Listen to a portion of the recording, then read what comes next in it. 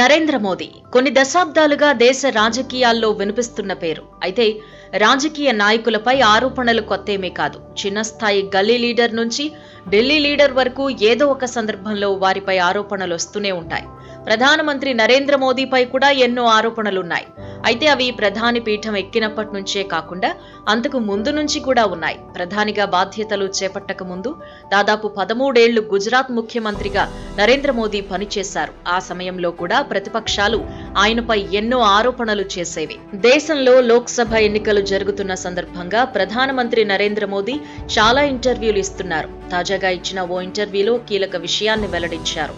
ఇప్పటి వరకు తన రాజకీయ జీవితంలో వచ్చిన అతిపెద్ద ఆరోపణ ఏంటి అనేది వెల్లడించారు. అయితే అది ప్రధానమంత్రిగా ఉన్నప్పుడు రాలేదని, తాను గుజరాత్ ముఖ్యమంత్రిగా ఉన్నప్పుడే వచ్చిందని స్పష్టం చేశారు. తనకు 250 జతల బట్టలున్నాయనే ఆరోపణే తనపై ఇప్పటిదాకా వచ్చిన ఆరోపణల్లో అతిపెద్దది అని తాజా ఇంటర్వ్యూలో నరేంద్ర మోదీ వెల్లడించారు.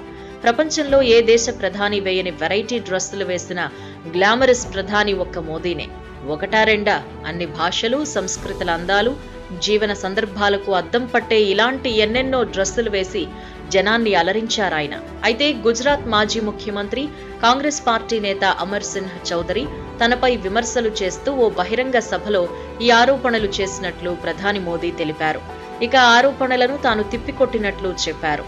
మీకు 250 కోట్లు దోచుకున్న ముఖ్యమంత్రి కావాలా, లేక 250 జతల బట్టలున్న ముఖ్యమంత్రి కావాలా అని తాను గుజరాత్ ప్రజలను అడిగాను అని, దాంతో 250 జతల బట్టలున్న ముఖ్యమంత్రే కావాలని గుజరాత్ ఓటర్లు ముక్త కంఠంతో చెప్పారని ప్రధాని మోదీ తాజాగా వెల్లడించారు.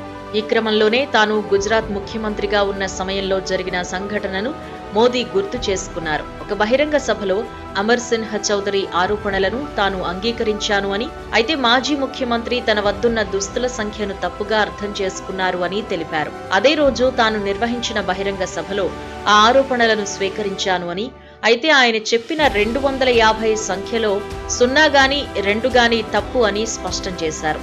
ఇప్పటికీ తను ఆ ఆరోపణలను అంగీకరిస్తున్నాను అని ప్రధాని మోదీ పేర్కొన్నారు.